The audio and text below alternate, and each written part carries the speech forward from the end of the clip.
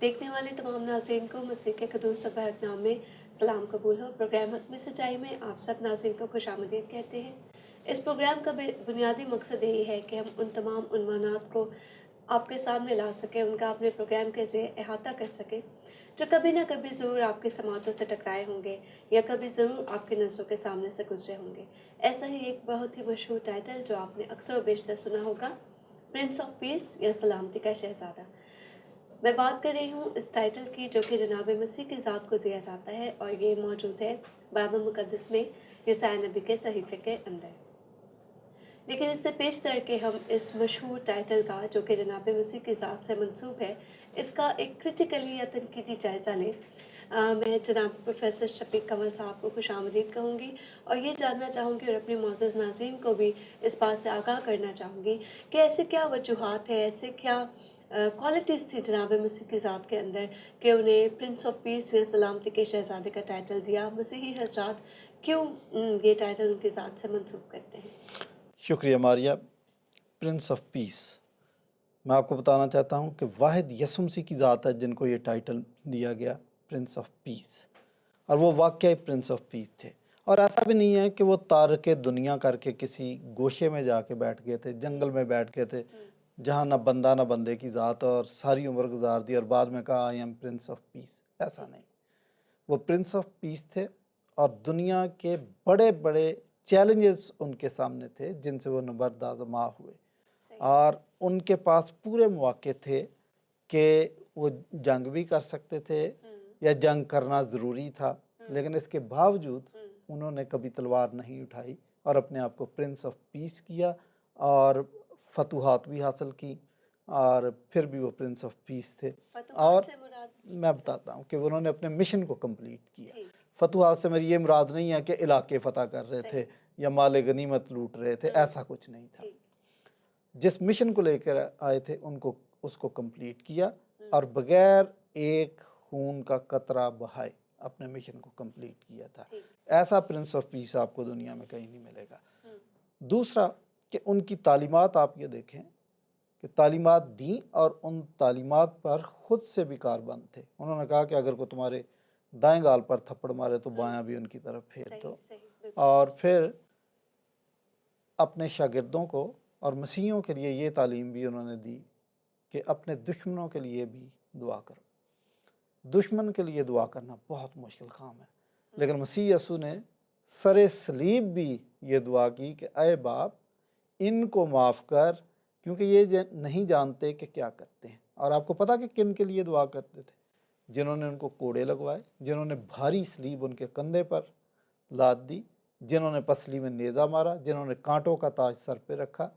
इसके बावजूद दुआ ये है कि बाप इनको माफ़ कर। जबकि इंसान के लिए आम हालात में भी किसी दुश्मन को ये दुआ देना मुमकिन नहीं है, बहुत मुश्किल दुआ है जो उन्होंने दी।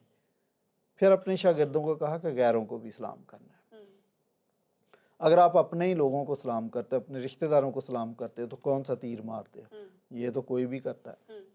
यहाँ पर मैं ज़रूरी समझता हूँ कि हमारे मुसलमान भाई जो सलामती का बहुत दावा करते हैं, बाज़ मौलवी हज़रात के लिए बहुत मुश्किल है कि आप अस्सलामुअलैकुम का जवाब वालेकुम सलाम दें। आप गैर कौम पर सलामती ना भेजें, सिर्फ मुसलमान को सलाम का जवाब सलाम से देना। और मुगलिया ख़ानदान ने तो बाकायदा एक इस्तिलाह राइज कर दी थी कि आप गैर मुस्लिम अगर आपको अस्सलाम वालेकुम कहता तो आप उसको कहें कि उसके लिए सलाम का लफ्ज़ ना इस्तेमाल करें बल्कि अदाब अर्ज़ कहें उसको। सुना होगा आपने, लेकिन आपको इसके बैकग्राउंड का बताना चाहता हूँ। अदाब अर्ज़ गैर मुस्लिम के लिए राइज किया गया। जी जी, मुसलमान थे, वो मुसलमान थे, लेकिन मसीह ने ऐसा नहीं कहा, बस सबको सलाम करो और गैरों को भी सलाम करो। और पड़ोसी का कॉन्सेप्ट ये नहीं है कि आप गिनती करें कि 1 2 3 4 40 तो ये आपके पड़ोसी हैं, अगला घर आपका पड़ोसी नहीं है, बल्कि आलमगीर पड़ोसी।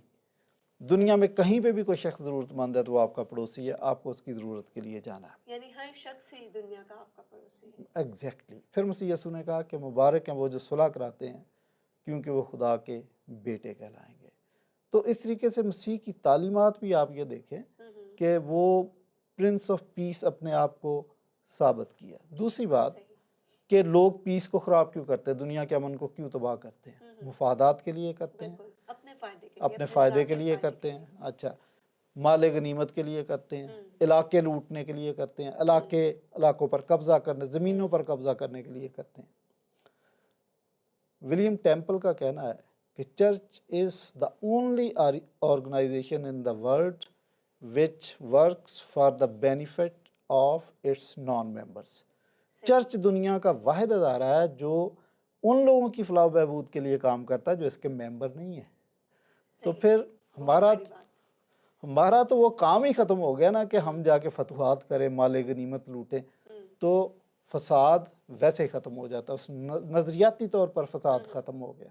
तो फिर जब फसाद ख़त्म हो गया, मुफादात ख़त्म हो गए, तो सुलह रह जाती है फिर। तो इसलिए मसीह यस्सु को हम प्रिंस ऑफ पीस ऐसे नहीं कहते, बल्कि मैं इसमें इजाफा करता चलूँ कि इस दुनिया में इस वक्त जितना ख़तरनाक असला वजूद में आ चुका है, आप खुदा का शुक्र अदा करें कि बहुत सारी अच्छी सीटों पर, अच्छे मुल्कों में क्रिश्चियन बैठे हुए हैं, और जो दुनिया में अमन आपको नज़र आ रहा है ये क्रिश्चियन की वजह से। आज अगर दुनिया से आप क्रिश्चियनिटी का ख़ात्मा कर देंगे तो ये अमन ख़त्म हो जाएगा, दुनिया में केओस नज़र आएगा। ये भी प्रिंस ऑफ पीस की वजह से है, और अभी तो लोग प्रिंस ऑफ पीस के इंतज़ार में हैं, मसीही भी हैं, गैर मसीही भी हैं। तो ये दुनिया में जो अमन है ये प्रिंस ऑफ पीस ही की वजह से है। सही। ये तमाम बातें आपकी बिल्कुल बचा हैं और दुरुस्त हैं, और बहुत से हवाले भी हमें बाइबल मुक़द्दस में इसकी शहादत के तौर पर मिलते हैं। लेकिन एक बात के बारे में मैं आपकी तवज्जो दिलाना चाहूँगी। इंजील के उर्दू तर्जुमे में इसे कुछ इस तरह से दर्ज किया गया है। ये जनाब मसीह के अपने कहे गए अल्फाज हैं, और वो फरमाते हैं, मैं ज़मीन पर आग भड़काने आया हूँ। क्या तुम गुमान करते हो कि मैं सुलह कराने आया हूँ? मैं तुमसे कहता हूँ कि नहीं, बल्कि जुदाई कराने। और मैं आपको इस बात का एक सबूत भी देती चलूँ कि इब्तदाई सदी के यानी इब्तदाई सदियों के जो मसीही हज़रात थे, उन पर ये वैसे तो बहुत से इल्ज़ामात उन पे आयद किए जाते थे, लेकिन एक बड़ा अहम इल्ज़ाम उन पे ये भी था कि मसीही हज़रात जहाँ पर जाते हैं, मसीही तालीमात जहाँ पे फैलती हैं, वहाँ ख़ानदानों में टूट-फूट शुरू हो जाती है और रखना अंदाज़ी पैदा होना शुरू हो जाती है। तो अगर तालीमात जो हैं वो पीस की हैं, जनाब मसीह की ज़ात पीस है, सलामती है, वो सलामती के शहज़ादे हैं, तो फिर इसकी क्या वजह हुई कि उन्होंने इतनी बड़ी एक शुक्रिया स्टेटमेंट दी? शुक्रिया, मैं समझ गया हूँ आपकी बात। मेरा दावा अब भी कायम है कि Jesus is Prince of peace and he is the only person who is Prince of peace. तो ये जो चीज़ें आपने बताई हैं, इंटरनेट पढ़ने में, इंटरनेट से मालूमात हासिल करने में यही खराबी है कि वहाँ पर बहुत सारे लोग आउट ऑफ कंटेक्स्ट चीज़ें पिक करके डाल देते हैं, और जिन लोगों की तालीमात में ज़रा कमी है वो उसको मिसअंडरस्टैंड कर जाते हैं, मिसकंसीव कर जाते हैं। सॉरी, मैं आपकी तरफ नहीं ये कह रहा, मुझे पता आपको भी किसी ने ये सवाल दिया होगा तो आपने मुझसे कर दिया। जब यीशु मसीह ने ये कहा कि मैं ज़मीन पर आग भड़काने आया, जुदाई कराने आया हूँ, सुलह कराने नहीं आया, उसका कॉन्टेक्स्ट समझने की कोशिश करें। अच्छा। उस वक्त भी और तारीख़ के 2000 सालों में भी ये ऐसा होता रहा है कि जब भी कोई मसीहत को कबूल करता है, मसलन अगर एक ख़ानदान में 6 अफराद हैं, बाप मसीह को कबूल कर लेता है तो बाकी के 5 अफराद, उसकी बीवी, उसके बेटे, उसकी बेटियां, सब उसके खून के प्यासे हो जाते हैं। और अगर बेटा कबूल करता है तो सगा बाप उसको कत्ल करने से ग्रेस नहीं करता कि तुमने मसीह को कैसे कबूल कर लिया। इवन जो पाकिस्तान की सरजमीन में जो शख्स सबसे पहले क्रिश्चियन हुआ था, उसके साथ भी लोगों ने बुरा सलूक किया था, उसके रिश्तेदार सारे उसके मुखालिफ हो गए थे। हर जगह ऐसा हुआ। पहली सदी के अंदर भी जो क्रिश्चियनिटी को कबूल कर रहे थे तो लोग उनकी मुखालफत कर रहे थे, यहूदी उनकी मुखालफत कर रहे थे। आपको पता होगा कि साउल जो बाद में पलूस बना वो भी यहूदी था, तो जो यहूदी मसीहत को एग्जैक्टली तो वो यही वजह थी। तो मसीह यही बात कह रहे थे कि भाई ग्राउंड रियलिटी ये है कि जब मसीह को लोग कबूल, तालीम तो मेरी अमन की है, लेकिन जब लोग मुझे कबूल करते हैं तो ये तालीमात और ये नज़रियात ऐसे हैं कि उसके अपने घर के लोग उसके ख़िलाफ़ हो जाते हैं। तो वो ये रियलिटी लोगों को बताना चाह रहे थे कि ये काम इतना सिंपल और आसान नहीं है। जो भी मुझे कबूल करेगा उसके अपने ख़ानदान के लोग भी उसके ख़िलाफ़ होंगे, बल्कि लिखा कि तुम्हें सताने वाले, तंग करने वाले तुम्हारे अपने घर के लोग होंगे। और जब हरे दरख्त के साथ लोग ऐसा करते हैं तो सूखे के साथ क्या ना करेंगे। लोग तुमको अदालतों में खींचेंगे, लोग तुम्हारे साथ बुरा सलूक करेंगे, कोड़े लगाएंगे, तंग करेंगे, सताएंगे। ये मसीह यीशु सब कुछ जानते थे और वो इस रियलिटी को अपने शागिर्दों के जहन में डाल रहे थे। तो ये नहीं है कि वो वाकई आग भड़काने आए थे, बल्कि मैं कहता हूँ कि मसीह यीशु अजीम उस्ताद है। मसीह यीशु ने नहायत दयानतदारी के साथ अपने शागिर्दों को इस रियलिटी के मतलब बता दिया था कि तकालीफ और परसिक्यूशन आएगी। और आने वाले दिनों में जब शागिर्दों पे परसिक्यूशन आई तो वो इस परसिक्यूशन को झेलने के लिए, इसका मुकाबला करने के लिए, इस चैलेंज से निपटने के लिए पूरी तरह तैयार थे, क्योंकि उस्ताद आज़म ने उनको पहले से बता दिया था। और खुदा न खास्ता अगर मसीह यीशु इन रियलिटीज़ के मतलब शागिर्दों से जिक्र ही ना करते, बड़ा जुल्म होता। स्टिफनस को जब यहूदियों ने पकड़ा और पहला पत्थर मारा तो वो कहता, लो जी उस्ताद ने ये सबक तो पढ़ाया ही नहीं था। तो इस लिहाज से मैं कहता हूँ कि मसीह यीशु बहुत अजीम उस्ताद थे कि उन्होंने अपने शागिर्दों को सब्ज़ बाग नहीं दिखाए कि भाई आप फ़िक्र नहीं करना, आप मेरे पीछे आओ, हज़ार गज का प्लाट मिलेगा, सील पैक शराब की बोतलें दूंगा, और भी जिस लड़की पे हाथ रखोगे शादी के लिए वो आपके लिए मुहैया की जाएगी। इस किस्म की कोई लालच यीशु मसीह ने अपने शागिर्दों को नहीं दी, बल्कि ज़िंदगी की हार्ड रियलिटीज़ उनके सामने रख दी कि जब मेरे साथ ये सलूक हो रहा तो तुम्हारे साथ भी ये होगा, और यकीनन होगा। तो फिर हम देखते हैं कि ये शागिर्दों को इस काम के लिए, इस चैलेंज के लिए तैयार किया हुआ था, तो वो उससे बिल्कुल दुरुस्त तरीके से नबरदाजमा हुए। पतरस को जब सलीब देने लगे हैं तो उसने कहा रुको, आप मुझे सीधा सलीब दे रहे हो? सीधा सलीब तो आपने मेरे आका को, मसीह को दिया था, मैं तो उनके कदमों की खाक हूँ। सलीब उल्टी करो, सर नीचे पाँव ऊपर, इस तरीके से मुझे सलीब दो। तो आप ये देखें कि ये जुर्रत किसने उनमें भर दी थी कि उनको ज़हनी तौर पर तैयार किया हुआ था।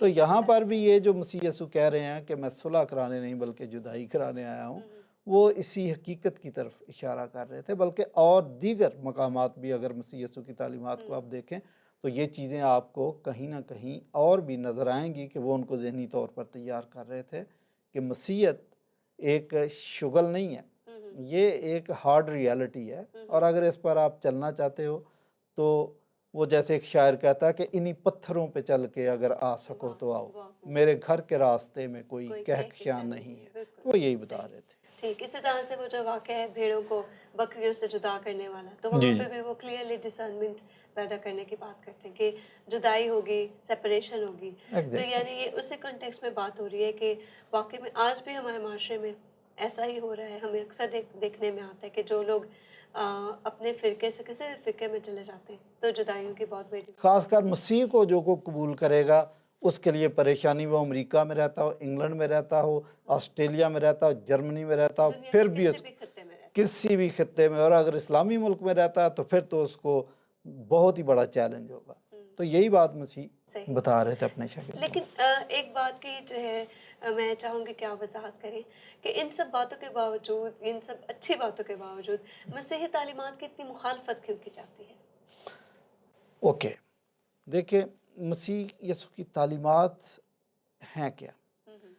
इखलाकी तालीमात है, ठीक है, दुरुस्त है, लेकिन एक ख़ास बात भी है उन तालीमात के अंदर कि मसीह यीशु यूहन्ना की इंजील 7वां बाब 7वीं आयत में लिखा है कि दुनिया मुझसे इसलिए दावत रखती है क्योंकि मैं उन पर गवाही देता हूँ, और गवाही ये देता हूँ कि उनके काम बुरे हैं।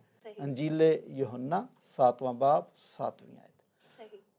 ये फैक्ट है। मसीह यीशु जब इस दुनिया में थे तो ऐसा नहीं है कि किसी चैनल पे बैठ के तो फ़कीहों और फरीसियों की बुराई करते थे, ये बहुत बुरे लोग हैं, दाढ़ियाँ रख लेते हैं वगैरह वगैरह।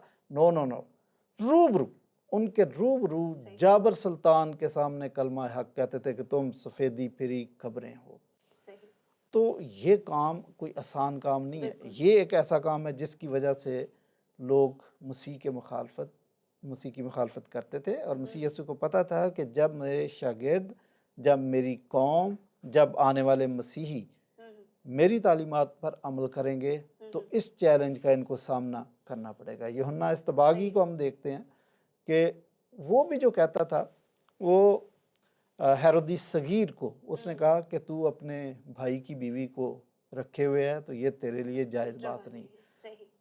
उसने भी ऐसा नहीं है कि किसी चैनल पे बैठ के जहाँ गार्ड बैठे हुए हैं कोई आ नहीं सकता तो कह दिया हो कि देखो हेरोदिस का काम देखो, अपनी भाभी के साथ बुरा है वगैरह। नो नो नो, उसका आपको पता क्या तरीका करता था? डंके की चोट पर कहता था। पुराने ज़माने में कोई मनादी करनी, ऐलान करना तो ढोल पर की थाप पर, डंके की चोट पर लोग जमा हो जाते थे।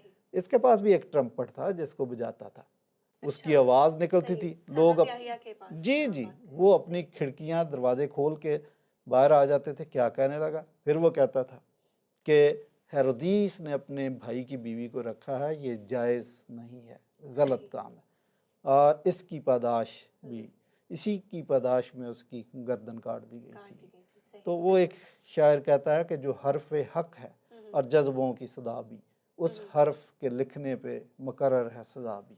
एक और शायर कहता है कि हम कल भी सरेदार सदाकत के अमीन थे, हम आज भी इनकार हकीकत ना करेंगे।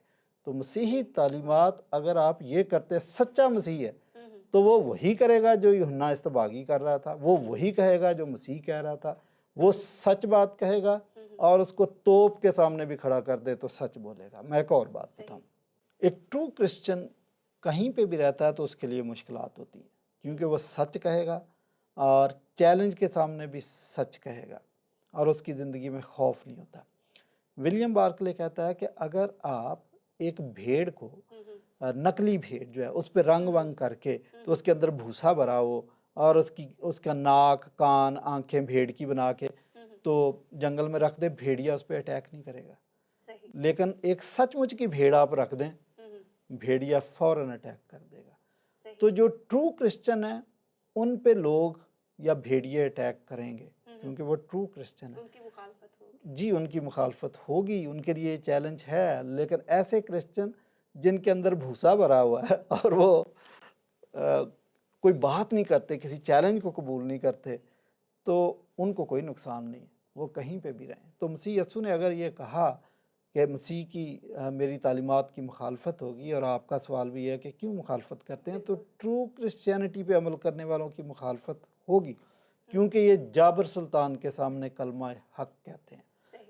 पहली सदी के क्रिश्चियंस कोई फरिश्ते ने यही सिखा दिया, उनको हवालात में रखा गया। तो जब फरिश्ते ने उनको आज़ाद कराया तो आज़ाद कराने के बाद ये नहीं कहा कि भाई आप जेल से बाहर आए हो, कम से कम 1 माह रेस्ट करो, सोचो, अंडरग्राउंड चले जाओ, माहौल का अंदाज़ा लो, तुम्हारी ज़मानत हुई है। नो नो नो नो, उनको फरिश्ता कह रहा कि जाओ हैकल में जाओ और वहाँ पर जाकर उन यहूदियों को जो आपके सख्त मुखालिफ है, जहाँ से आपकी मुखालफत शुरू हुई है, वहाँ जाकर ज़िंदगी की बातें बताओ। ये वही बातें थी, वही बात है कि जाबर सुल्तान के सामने कलमा हक कहना। तो मुश्किल हमारे सामने ये चैलेंज है कि हमने जाबर सुल्तान के सामने कलमा हक कहना, तो मुखालफत तो होगी। और वैसे भी देखा भी जाए तो दुनिया का भी असूल ये है कि अगर हालात साजगार हों तो फिर तो सभी बड़ी अच्छी अच्छी मीठी मीठी सी बातें करते हैं, लेकिन अगर नासाजगार हालात के अंदर भी अगर आप सच्चाई पर डटे रहते हैं तो ये एक बड़ी बात है और उसी बात की मुखालफत भी की जाती है। लेकिन एक और सवाल जो मैं आपके सामने रखना चाहूँगी वो ये कि अगर मसीह जो है अमन का बानी था, जैसे आपने बड़ी वजाहत से, बड़ी तफसील के साथ हमारे नाज़रीन के साथ भी शेयर किया कि जनाब मसीह किस तरह से अमन के बानी थे, अमन के शहजादे थे, तो फिर ये शागिर्दों के पास तलवार कहाँ से आ गई? मैं आपकी तवज्जो दिला रही हूँ जनाब पतरस की जानिब। पतरस एक ऐसा शागिर्द था जो यीशु मसीह, जनाब मसीह का सबसे ख़ास शागिर्द था। हर एक ख़ास मौके पे वो जनाब मसीह के साथ होता था और उसी के पास से तलवार बरामद होना ये बड़ी ताज्जुब अंगेज़ बात है। ठीक है, आप ये कहना चाह रही हैं कि मसीह उनको तलवार से जंग करना सिखाता होगा, धार लगाना सिखाता होगा, जूडो कराटे सिखाता होगा, जो उसने एकदम तलवार निकाल। ठीक है, समझ गया। तलवार को ऐसे ही रख दिया जाए तो वो तो बेकार हो जाती है, एक बेकार सी चीज़ हो जाती है। उसकी धार लगाना, उसको काम में लाना या कम से कम उसका इस्तेमाल ही सीख लेना एक बड़ी बात होती है। पतरस बेशक उसने ऐसा मौका है तलवार, अगर आपको इसके पस मंज़र में जाना पड़ेगा। बात वही है जो पहला सवाल जब आपने किया था, तो मैंने यही बात की थी कि आउट ऑफ कॉन्टेक्स्ट जो लोग चीज़ें उठाते हैं वो उसको मिस इंटरप्रेट कर जाते हैं। मसीह ने जो शागिर्द चुने थे, पतरस और एक शागिर्द कम से कम और था, ये दो शागिर्द ऐसे थे जिनका पहले ही हुर मुजाहिदीन की टीमों से ताल्लुक था। यहूदियों में बहुत सारी तंजीमें थी जो हुर मुजाहिदीन थी, वो अपने पास असला रखते थे, तलवार और खंजर रखते थे, और उनका नज़रिया ये था कि जहाँ पे भी कोई रूमी मिले उसकी गर्दन काट दो, जहाँ पे भी दाव लगे रूमियों की दीवारें तोड़ो, उनके घर लूटो और उनकी हुकूमत को फेल करो। यहूदियों को टैक्स देने से मना करते थे। मसलन बराबा भी इसी किस्म की तंजीम चलाता था। एक हथौड़ा ग्रुप भी था, यहूदा मकाबी का जो ग्रुप था, ये भी ग्रुप था। तो ये सब रूमियों के ख़िलाफ़ थे। ये मौसूफ भी पहले उसी किसी तंजीम में रहते थे और वहीं से ही तलवार अपने साथ ही रखते थे। तो उसने सोचा कि अच्छा, मसीह भी इसी किस्म का लीडर होगा, जिस किस्म का बराबा है, जिस किस्म का यहूदा गलीली था, शायद इसका भी आज़ादी का तरीका यही होगा। बल्कि आप देखें कि जब यसु मसीह दाखिल हुए थे यरूशलेम में, तो जो लोग नारे लगा रहे थे वो सब यही सोच रहे थे कि अब उनका तख्ता उल्टेगा। तो पतरस की भी अगर ये सोच थी तो हो सकती है, तो उसने तलवार निकाली। लेकिन इसका ये मतलब नहीं है कि मसीह यसु उसको तलवार की तालीम देता था और मसीह को पता था और मसीह ने पहले से उसको समझाया हुआ था कि जो ही मतला तूने कान उड़ा देना, बाकी मैं संभाल लूँगा। नो, मसीह यसु की आप बात सुने, उन्होंने क्या कहा कि अपनी तलवार म्यान में कर, क्योंकि जो लोग तलवार से कत्ल करते हैं वो तलवार ही से कत्ल किए जाएंगे। ये बात मसीह की याद रखें।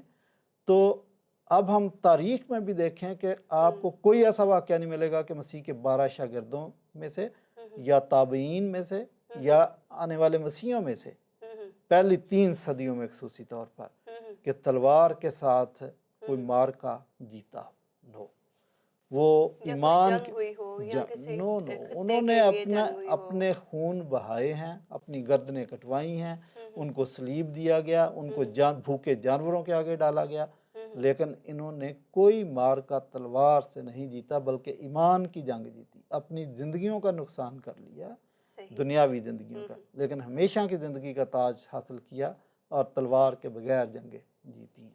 तो मसीह यसु के शागिर्द के पास तलवार का होना ये मतलब नहीं है कि मसीह यसु उनको जंग करना सिखाते थे। उन्होंने पिलातूस के सामने भी कहा कि मेरी बादशाही इस दुनिया की नहीं है, अगर इस दुनिया की होती तो मेरे खादम लड़ते। देखा है मेरे खादम कहीं लड़ते हैं? No, not at all. सही।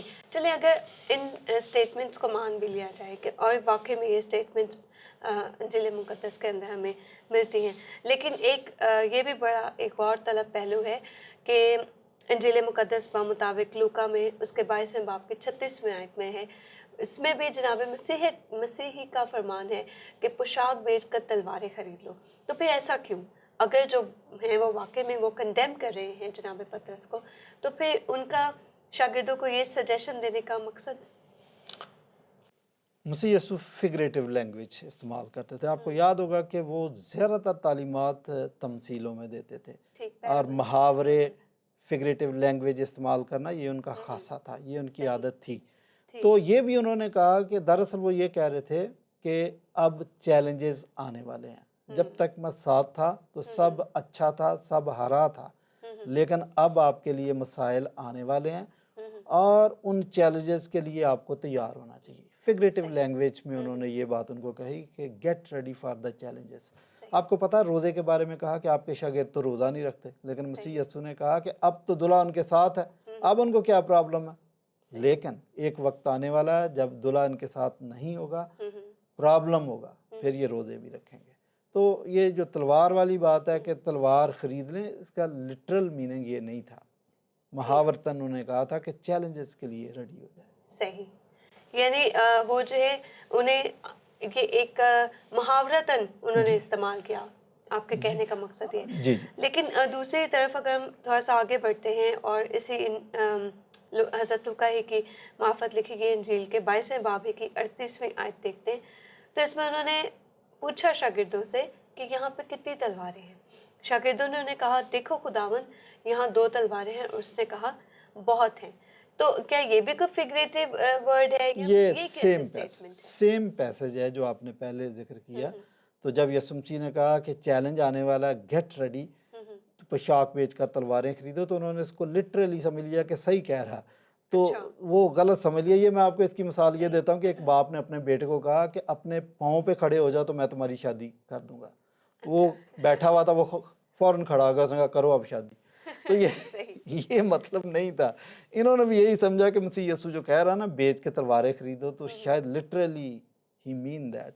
तो उसका ये मतलब नहीं था, इसलिए उसको दिखा रहा है ये देख दो तो हैं। तो यीशु मसीह एक्चुअली कहते बस करो यार, तुम समझते नहीं, ये मतलब नहीं था। ठीक, यानी अब बहुत हो गया, बस हाँ हो गया, बस तलवारों करो, का काम ये खत्म मेरा हो गया। मिशन नहीं है। लेकिन एक और बहुत ही अहम वाक़या जो हमें इंजील मुक़द्दस में मिलता है, जनाब मसीह जब तशद्दुद करते हैं, बात कर रही हूँ मैं उनकी हैकल में आने की, जब वो यरूशलेम में हैकल में आते हैं और हैकल में आकर वो जो है वो तशद्दुद करते हैं, तो ऐसा क्यों? मतलब भाई, गुस्सा आना एक अलग बात है, मगर कोड़ा बनाना और तशद्दुद का लफ्ज़ आपके अपने ज़हन की पैदावार है। बाइबल में नहीं लिखा कि उन्होंने तशद्दुद किया, ना उन्होंने कोड़ा मारा। देखें, मसीह यीशु के मिशन में जब कभी रुकावट आई है तो उस वक्त मसीह यीशु तैश में आते थे। अदरवाइज़ जहाँ तक उनकी ज़ात का मामला, लोगों ने उनको सताया, उन्होंने कभी कोड़ा नहीं उठाया था। गैर अक़वाम के अहाते में जब उन्होंने बिज़नेस शुरू किया तो ये बात यीशु मसीह को पसंद नहीं आई, इसलिए कोड़ा उठाया था कि मेरा तो मिशन ये है कि खुदा की निजात और बरक़ात गैर अक़वाम तक पहुँचनी चाहिए। उन्होंने गैर अक़वाम का अहाता गसब करके उस पर दुकानें बना ली। इस वजह से मसीह ने ये कोड़ा उठाया था। अदरवाइज़ मसीह ने किसी पर तशद्दुद नहीं किया। मैं नाज़रीन को भी बताना चाहता हूँ कि खुदा भी वहीं पे गज़बनाक होता है जहाँ पे कोई क्रिश्चियन मिशन की मुखालफत होती है, वहाँ पे खुदा। अदरवाइज़ खुदा मोहब्बत का खुदा। आप उसके प्लान को, उसके मंसूबे को रोकने की कोशिश करेंगे तो वो यकीनन इस बात का बुरा मनाएगा और वो गुस्से में आ सकता है। अदरवाइज़ खुदा मोहब्बत है। मसीह यीशु ने अदम तशद्दुद का नज़रिया दिया। He is really Prince of peace.